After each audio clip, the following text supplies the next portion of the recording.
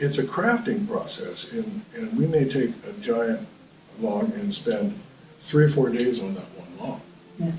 And we'll be working all day on it. We'll block our little pieces out, get our chainsaw cuts just right, put it up on a 36-inch bandsaw, and I'll put a chalk line under it, and I'll cut a little explorer face, and I'll decide if I like it or not, and if I don't, I'll put a little wedge under it, hit it again. I'll do whatever it takes to get it right. And when we get it right, then it's math. Yeah. And then Okay. we go from there. All right. What can we get out of it? But my objective is the best always. I don't, if I'm in a situation where I can get 2 medium grade blanks or 1 high grade blank, I'll cut in high grade blank. Yeah. That's my nature. And then I'll look at what's secondary. What have I got left that I can use for anything, because I don't want to throw anything away. But there's a certain amount of waste factor that comes into it. But there is incredible pieces to get, very highly figured out of an older dyeing material. And there may be color variations in it, but the figure is hard to beat. It is phenomenal. And it's the most entertaining for me. It's the most entertaining. They're all challenges. Yeah. They come in and I got to scratch my head, maybe look at it 2, 3 times, and it may take me half an hour to figure out how to even make the first cut, where I'm going to go. Sometimes I can't go through the log the whole way. Right. If there's no common area here, here's figure here, here's a defect, it doesn't line up here, I have to notch a piece out.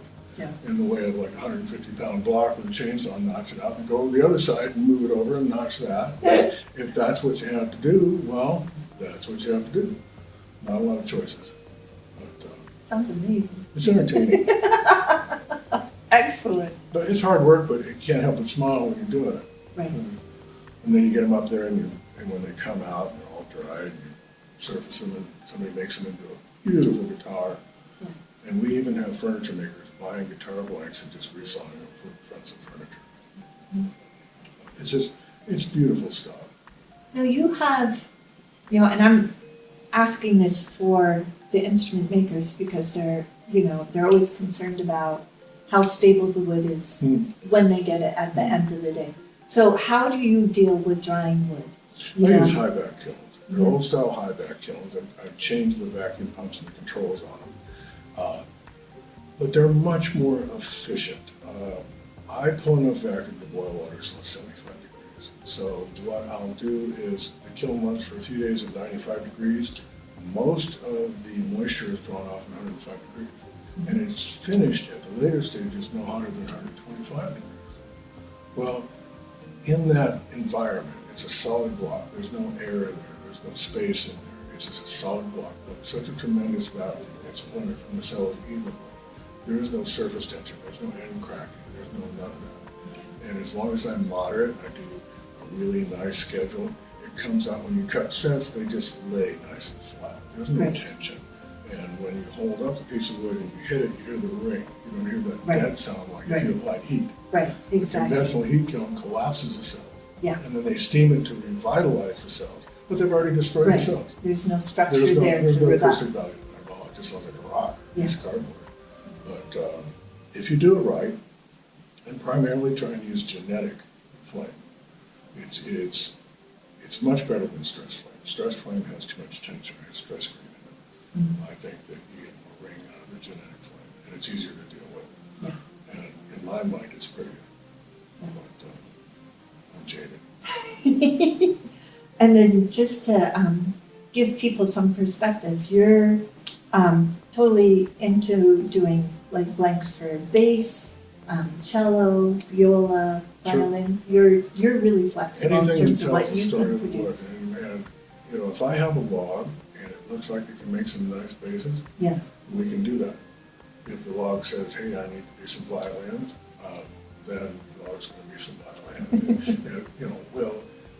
And, we'll look at the log, sometimes make some exploratory cuts, and then make a decision fairly quickly. And it is what it wants to be. But we do run into huge, giant pieces that I can get wide quarter-sawn stable material. That's amazing. It's not uncommon for us to get 20-inch wide quarter-sawn stable, perfectly flat. Yeah.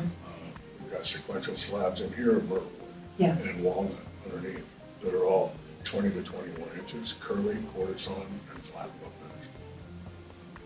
finished. And, if you follow your grain direction, and some logs will let you do that, some logs you gotta cut them short, but you have to get, it's not just the face grain, it's the edge grain you're looking for too. Right. So you gotta follow Right. that. Yeah. And the genetic stuff tends to have straighter sections in it. It tends not to have as much twist. So, That sounds actually really important. it is, That'd be great. yeah. I think there are gonna be a lot of very happy bass makers. Well, if you do it right, it's good. But if you hurry it, if you try and apply heat to dry something that thick, Yeah. No, it's it's not not gonna gonna happen. work. Yeah. And you can keep it in a shed for 25 years, and depending on your seasons, it's depending on how that's coming out. You can get surface checks, you get water pockets, how dry it was the year, how wet it was the next year. Yeah. I usually do better with a vacuum kiln when I don't air dry. Okay. And it goes right into the kiln. And it seems to work better as far as the color is actually clean. Yeah. And you will notice that the myrtlewood typically here is a brighter color than you see at myrtlewood shops, where it's kind of a muddy color. Yeah. When you take the time to DH dry it, or try and heat dry it, it creates an environment where the snap stain starts blending everything. And what you see with a vacuum kiln is like the reds and the maple you saw here. Are They're really red. vibrant. They're red. Yeah, It's it's just what I gorgeous saw in the colors. sawmill. Yeah. But if we tried to air dry that or wait, it turns brown. Okay. So it It becomes a mauve oxidizes. color. Yeah. I mean, when we do madrone, it's pink, bright pink with rose-colored heart. But if you let it sit around, it becomes kind of an amber color. Got it. But that's not the true color of the log. That's just after drying, after some time. And so this way you actually get to see what I see when I open the log up. And I like the fact that it kills all the bugs, and you don't have That's- to worry about any pesticides or fungicides. Right, you were talking about phytosanitary Yeah, certificates. not a problem. We ship all the time. Department of Agriculture gives us phytos easily, and anywhere in the world. It doesn't matter. Good. We don't have a problem with that.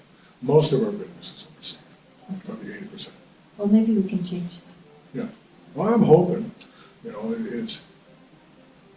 it's hard to get people used to trying something new, but I think you're foolish not to.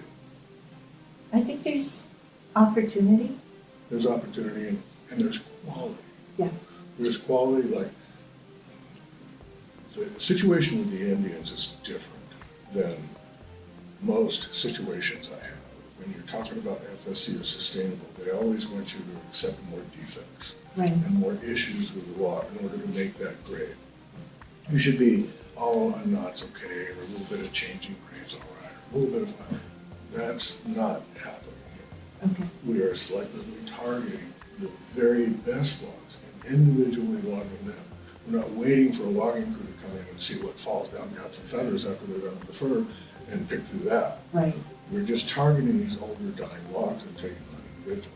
And it's not messing up the forest, we're not burning anything, and as soon as that's out of there, then the crops start coming up, the young ones start growing. And if it's a really good log, and it shoots in the spring, they all do, we take home, It's brilliant. put it back where it's supposed to be. That's Not for all. that fire and erosion problem we're having. I'm impressed. And it's been really wonderful looking at your wood. We're definitely going to try some. Thank you. And I hope other people take an opportunity to do the same. We're going to try and bring some of this wood to VSA this fall in Baltimore, so other people can see it too. And we'll get Rodney's contact information and stuff up on the website as well for people who want to try it out. Thanks, Sounds good. Rodney. Not a problem.